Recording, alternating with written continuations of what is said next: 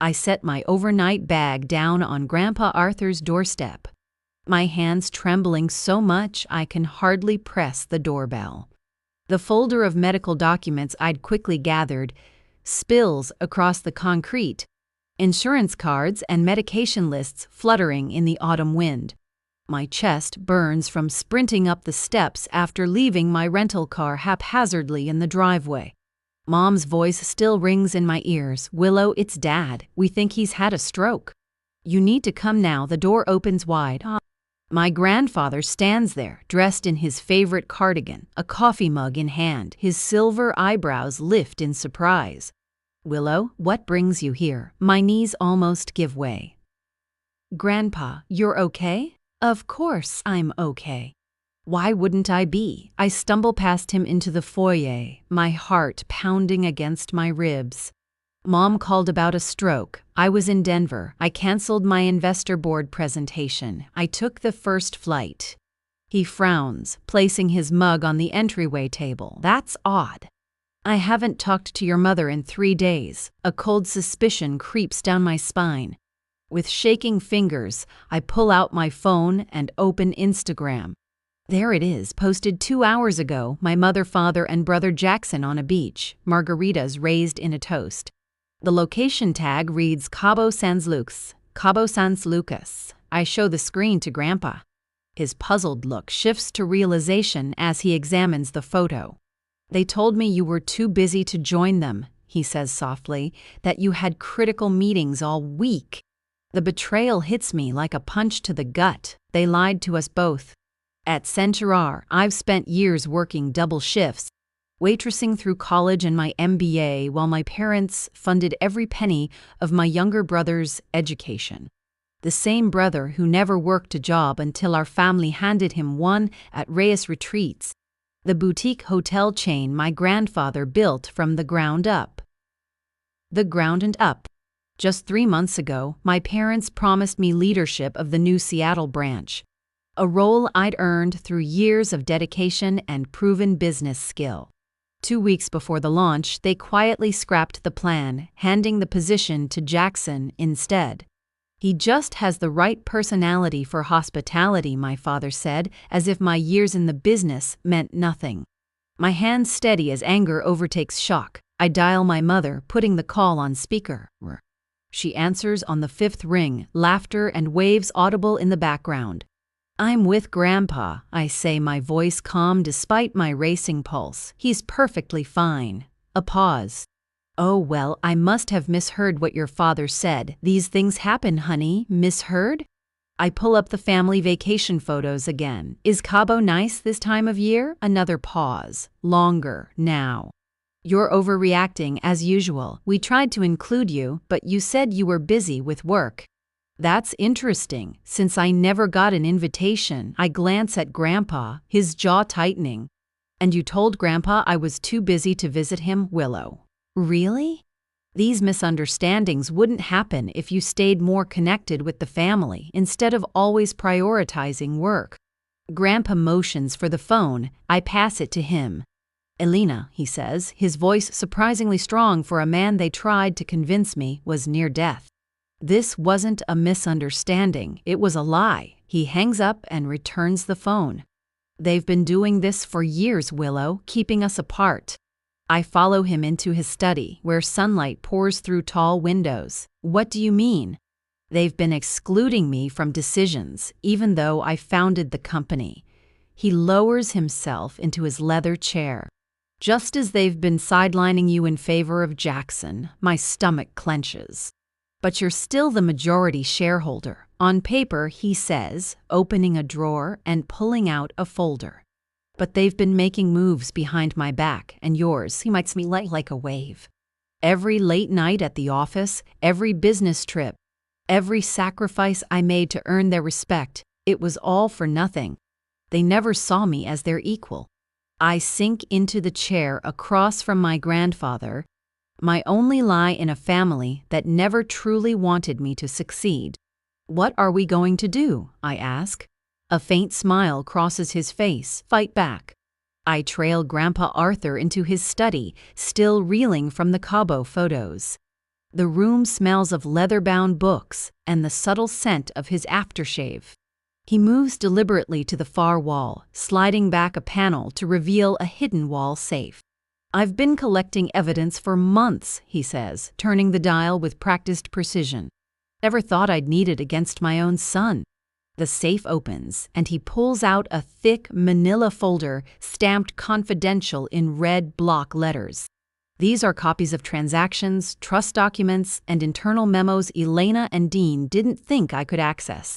His voice trembles slightly as he sets the folder on his mahogany desk. "You better sit down, Willow." My stomach tightens as I open the folder. Bank statements, trust withdrawal forms, board meeting minutes. My vision blurs as I process the numbers. "This can't be right," I whisper, tracing a column of figures. "R million. Your trust fund," Arthur confirms, his jaw tight. "Systematically drained to fund Jackson's lifestyle. The Aspen condo, the yacht membership, the consulting fees for work he never did." My legs give out and I sink into the leather chair. The room spins as I stare at a document detailing a e-bite Joel Dalser's link payment to a law firm specializing in traffic violations. "Jackson's drunk driving accident last year," Arthur explains, "the one that never happened. A pedestrian was injured. Your parents used your money to cover it up." I push down the nausea rising in my throat as I uncover a draft agreement to transfer ownership of Reyes. Retreats entirely to Jackson upon Arthur's death, an additional ardent million inheritance they plan to steal from me. "I need to call Diana," I say, pulling out my phone with trembling hands. Arthur nods. "Your cousin might be the only attorney we can trust right now." Diana answers on the third ring. I put her on speaker and spread the documents across the desk for her to see through the video call. Arthur stands beside me, his hand steady on my shoulder. "These statements show systematic fraud," Diana says, her attorney voice clear and confident. "Look at the dates. They align perfectly with the board meetings where you were conveniently sent to inspect other properties." She points to a document partially visible on screen. "That transfer to the Cayman account? That's not just family favoritism, Willow. It's fraud and misuse of fiduciary responsibility."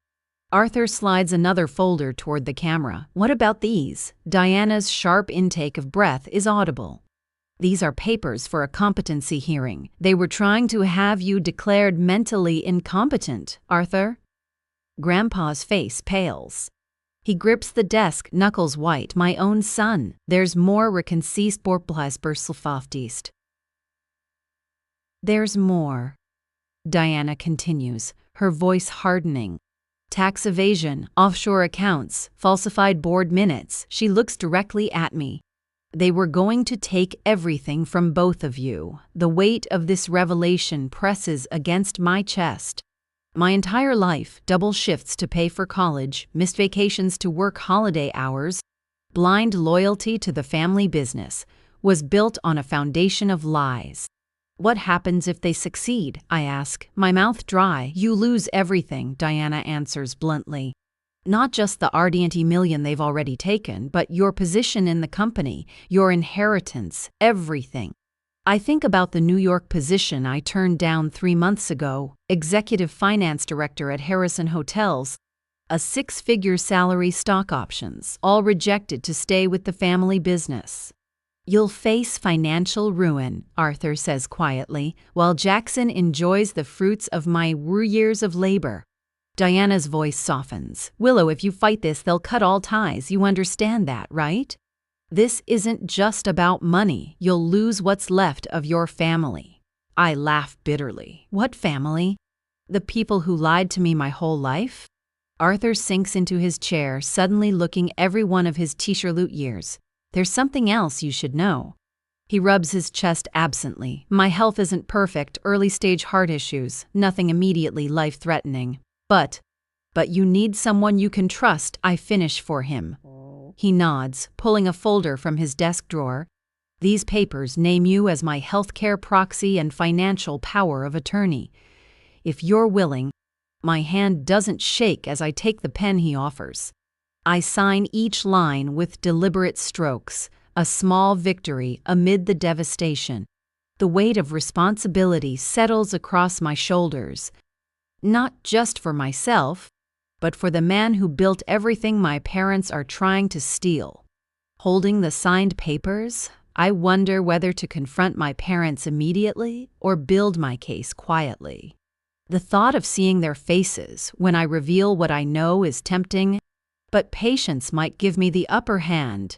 Would you choose immediate confrontation or strategic patience when faced with such a profound betrayal? A week later, the Paramount Hotel's ballroom sparkles with champagne flutes and forced laughter. I stand alone near a potted palm, watching my parents beam at photographers as they announce Jackson as the new CEO of Reyes Retreats.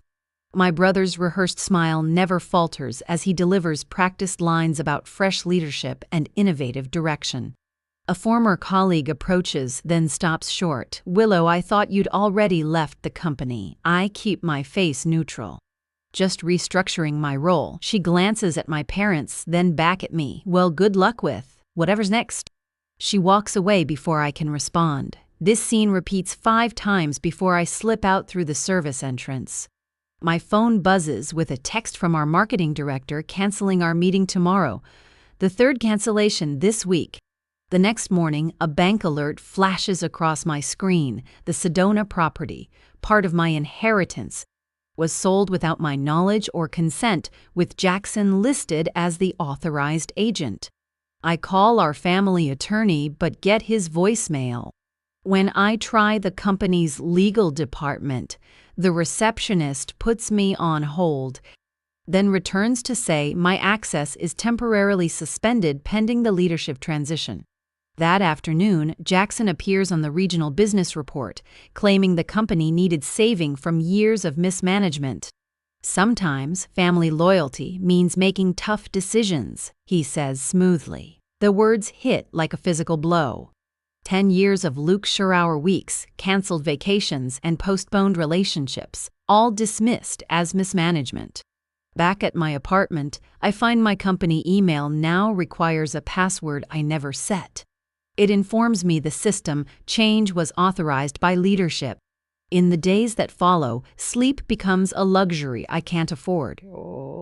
I lie awake, calculating losses, replaying conversations, searching for signs I should have seen. My once peaceful apartment now feels like a cage, its walls closing in with each passing night. During an anonymous conference call I managed to join, I hear a board member call me the Reyes situation. "Ronsen," my hands shake so badly I drop my coffee mug, which shatters on the floor as the call continues without my voice. My dining room becomes a war room, covered in financial statements, legal references, and Grandpa's original company documents.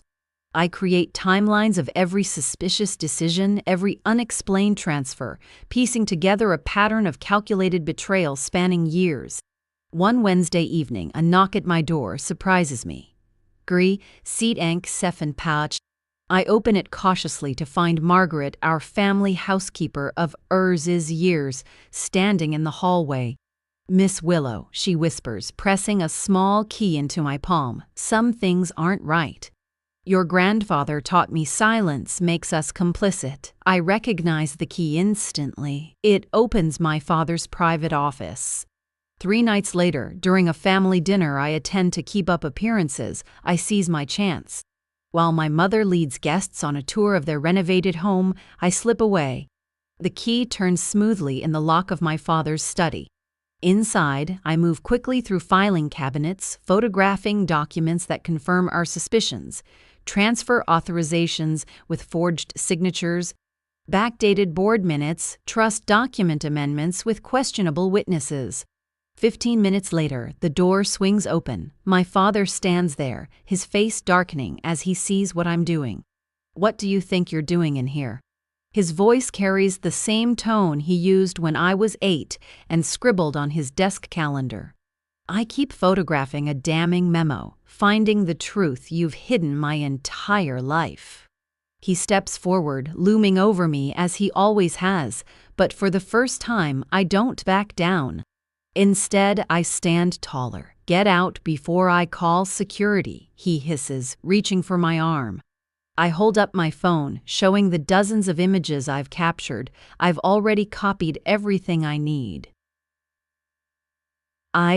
His face shifts, the mask of paternal authority giving way to raw fear. In that moment, a strange calm washes over me. I'm no longer afraid of his disapproval.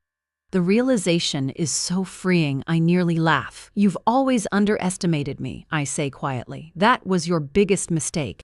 Later that night, Diana works through the night, organizing the evidence. Her apartment looks like a legal war room, documents strewn across every surface as she drafts motions and prepares filings. "I don't want payment," she says when I mention compensation. "Consider this Ursa's years of repayment for how they treated my mother." Grandpa Arthur arrives with a weathered leather portfolio. "The original company formation documents," he explains. "Your parents thought these were destroyed in last year's office. Fire." Margaret calls with locations of additional files. "The garden shed behind the pool house," she whispers, "hidden under the flooring. I've seen them hide things there for years." These people, this unlikely alliance of the overlooked and underestimated, stand with me not because of blood but because of shared values.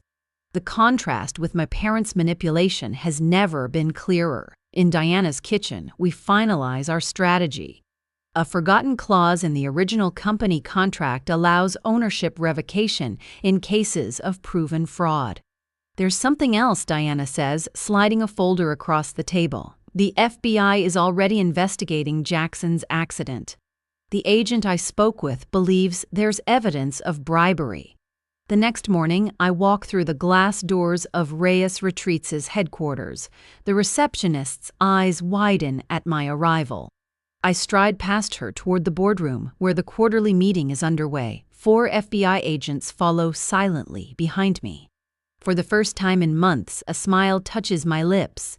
I enter the Reyes Retreats boardroom with my spine straight as a ruler. The polished mahogany table gleams under recessed lighting, Nasese Recef Tele, hand, reflecting the stunned faces of board members as FBI agents file in behind me. My mother's champagne glass pauses midair. Jackson's smug smile falters. "Yes." My father stands abruptly, his chair scraping against the hardwood. "What's the meaning of this, Willow?" he demands. I place my leather portfolio on the table. "I'm here to present evidence of serious financial misconduct within Reyes Retreats."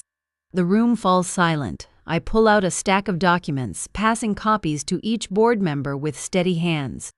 Gone is the trembling daughter desperate for approval. In her place stands a woman with undeniable proof. "These financial statements reveal systematic fraud spanning 5 years," I say, my voice steady, despite my racing heart.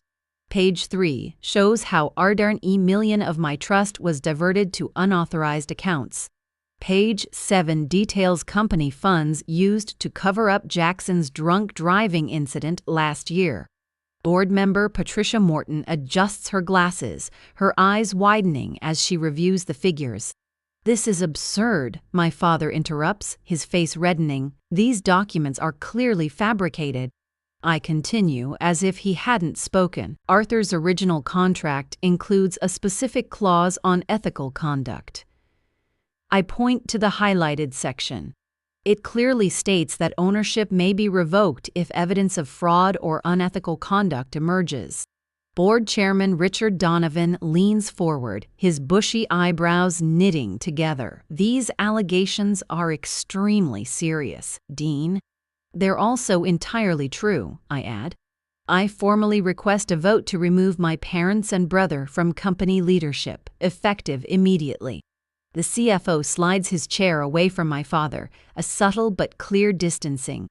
2 other board members exchange glances, then close their folders in unison. Jackson leaps to his feet, knocking over his water glass. "This is ridiculous. She's fabricated everything out of jealousy because Dad chose me to lead the company." A man in a dark suit steps forward from the FBI agents. Mr. Reyes, I'm Special Agent Becker. We have independent evidence regarding the Aspen incident last winter, including documentation of the e-byte gold dollars, link payment to the victim's family using company funds. Jackson's face pales. My mother stands, smoothing her silk blouse with trembling hands. This is a family matter that should be handled privately. I move to adjourn this meeting immediately. Chairman Donovan clears his throat. Elena, using company funds for personal matters is exactly why we're having this discussion. Board member Martin Wright, who has golfed with my father for Arthur's years, turns to him with newfound suspicion. Dean, what about the Sedona expansion property? Was that purchase properly authorized? My father doesn't answer, sweat beading along his hairline. When the chairman asks if I want my parents arrested or merely removed from the company, I hesitate. Would justice be better served by public consequences or by reclaiming what's mine while preserving the family name? The boardroom door opens. Grandpa, Arthur, enters slowly, leaning on his cane. His silver hair catches the light, and despite his frail appearance, his presence commands the room. Conversations stop instantly. I founded this company worse years ago, he says, his voice stronger than his body suggests. I built it on integrity, not deceit. Diana follows, carrying a leather document case, her attorney's confidence radiating as she approaches the table. I've prepared legal documentation transferring Arthur's controlling shares to Willow Reyes, she announces, placing the papers before the chairman. These transfers are executed and legally binding as of this morning. Margaret steps forward from the doorway, her presence in the boardroom causing my mother's jaw to drop. I've witnessed documents being destroyed in the Reyes home, Margaret states firmly, financial papers, contracts, and correspondence. That Mr. Dean Reyes instructed me to burn. I kept records of dates and descriptions. The chairman reviews the transfer documents, then looks at my grandfather. Arthur, are you certain about this decision? More certain than I've been about anything in years, Grandpa replies. The vote is swift and unanimous. My parents and Jackson are removed from all company positions, effective immediately. I stand at the head of the table where my father stood just minutes ago. The weight of the moment settles on my shoulders, not as a burden, but as a mantle I was too to carry. Fool I was born to carry. Across the room, Jackson's confident smile dissolves as realization dawns. His eyes dart between the FBI agents and board members, finding no allies. My mother's carefully applied makeup streaks as tears run down her face. This will destroy the company, she whispers. But the board members, having seen the evidence, remain unmoved by her performance. My father pushes back his chair and stands. This meeting is over. We'll contest these ridiculous allegations. He turns toward the door but finds two FBI agents blocking his path. Dean Reyes, we have questions regarding tax evasion and misappropriation of funds, Agent Becker says. I gather my documents and address the room. I'm calling an emergency company-wide meeting for tomorrow morning at 9.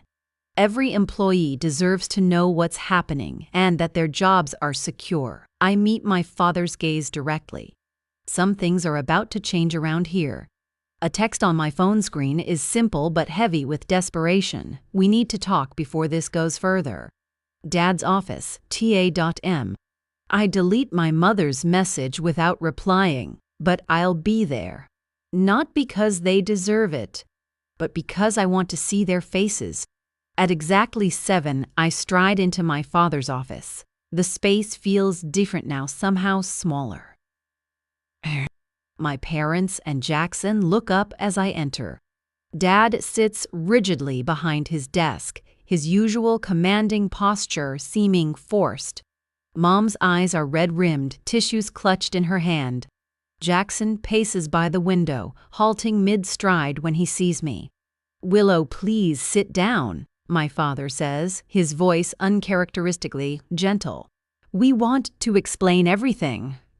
I stay standing. "I've heard enough explanations for a lifetime. You're overreacting," Mom interjects, dabbing at her eyes. "We've always had your best interests at heart. By stealing my inheritance? By trying to have Grandpa declared incompetent?" Dad spreads his hands in a placating gesture. "Look, we can find a compromise. We'll make a public apology. You can have shared control of the Seattle properties. In return, you drop the most serious charges."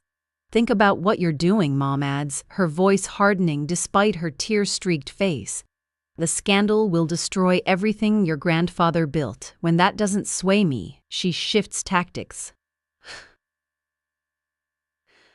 "Your behavior shows you're unfit to lead. Perhaps we should revisit Arthur's competency evaluation.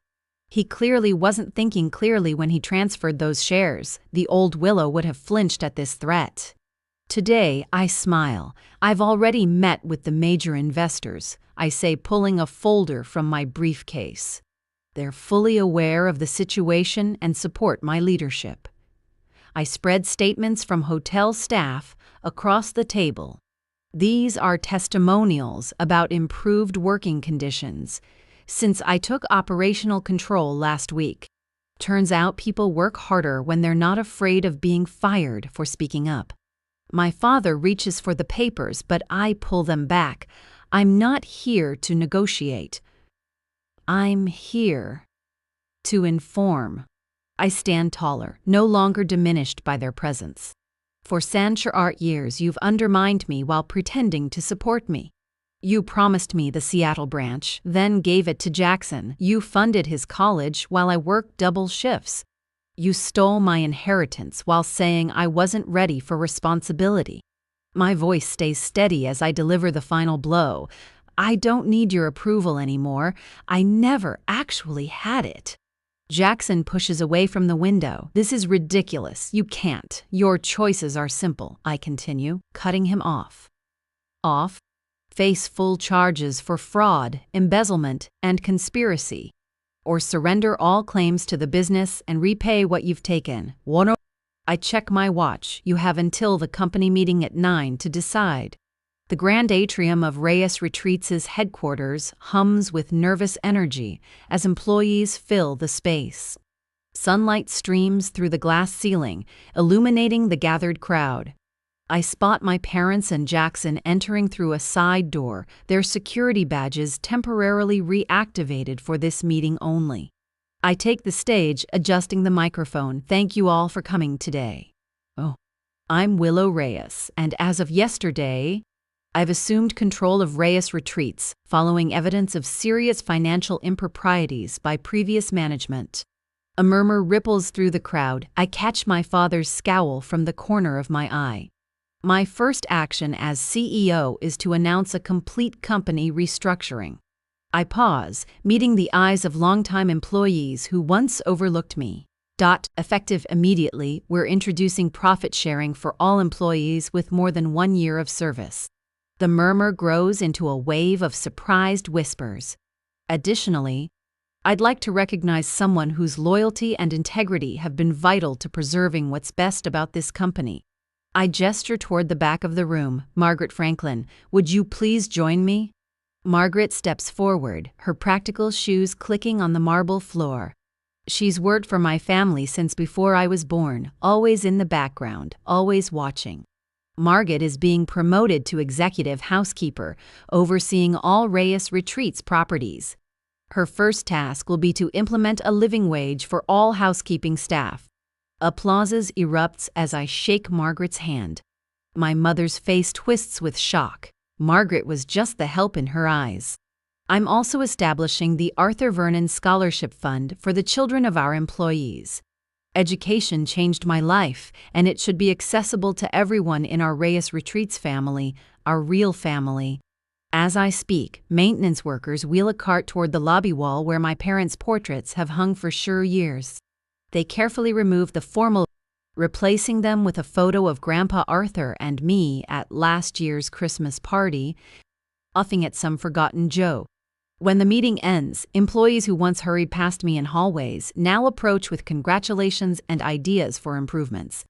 My parents and Jackson stand frozen near the exit, their badges already deactivated, effectively locked out of the empire they thought they controlled. Later that afternoon, whispers spread through the office about the settlement my parents signed.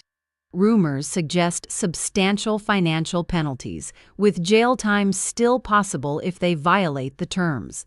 That afternoon, as I review proposals for the Seattle property, my assistant knocks. "Your brother is here."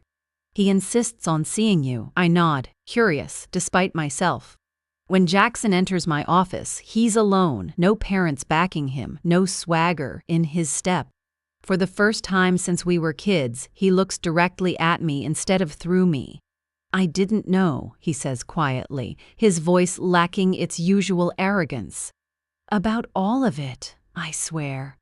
I set down my pen and wait, wondering what happens next to a family broken by its own lies.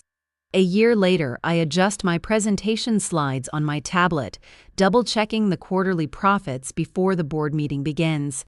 A year since taking, and Reyes Retreats' profits have climbed by Fenjar, not bad for the daughter they never thought could lead. The boardroom door swings open as executives file in, the same people who once ignored me now greet me by name. Their handshakes firm, their eye contact steady.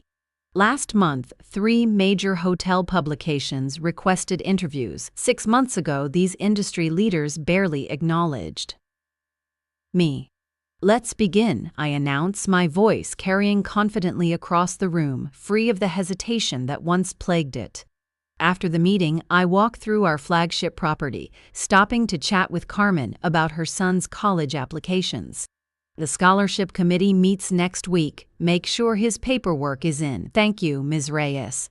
Under your father, I wouldn't have even mentioned my children. I've expanded the Arthur Vernon Scholarship Fund to support Senjabad employees' children this year." When I greet the housekeeping staff by name, Maria, Thomas, Lena, their surprised smiles remind me how my parents treated them as invisible machinery. That evening, the industry's annual gala glitters with the same crystal chandeliers and champagne fountains as last year. But everything else has changed. I smooth my emerald gown, no longer blending into the background with muted blues and grays. This year's Hotelier of the Year has achieved remarkable growth while implementing revolutionary employee benefit programs. The announcer's voice booms. When they call my name, applause thunders through the ballroom. Exactly 1 year ago, in this very room, they announced Jackson as CEO. Now I stand at the same podium, the Crystal Award solid in my hands. "Success isn't about what you own," I say into the microphone, my voice steady. "It's about the legacy of integrity you build." This award belongs to every employee who trusted me with their livelihoods. I find Grandpa Arthur in the audience, his eyes shining with unshed tears. My grandfather taught me that true leadership is earned through service, not inherited through bloodlines. It's a lesson I carry every day. 2 weeks later, Arthur raises his glass across the table at Diana's lakeside home. Margaret sits beside him, her usually starched posture relaxed in retirement. The candlelight catches the silver in Arthur's hair as we celebrate 1 year since taking control. To the family we choose rather than the one we're born into, Diana toasts. "To integrity restored," Margaret adds, her voice warm with satisfaction. Arthur watches me with pride as I outline plans for our Miami expansion. "You've exceeded every expectation, Willow, not just as a businesswoman, but as a leader." The following Monday, the autumn sun slants through my office window as I review blueprints for our newest concept. Boutique hotels centered on employee well-being centers, where staff needs receive the same attention as guest amenities. My assistant knocks softly. "This came for you by courier." She hands me a cream-colored envelope. Is a letter from Jackson. His Seattle restaurant venture, Second Table, employs people needing second chances, former inmates, recovering addicts, domestic violence survivors. "I learned from watching you rebuild what our parents tried to destroy," he writes. Maybe someday we could talk again? I placed the letter beside the photograph on my desk, Grandpa Arthur at War, standing before his first hotel, holding the business plan written in his careful script. Next to it sits my own vision for Reyes Retreats' future, built on fairness and respect, not favoritism and deceit. As I read my brother's letter asking if we might someday speak again, I wonder about the delicate balance between forgiveness and self-protection. Can family bonds be rebuilt after such betrayal? Or is it wiser to cherish what was good while accepting that some relationships are better left in the past? What would you do?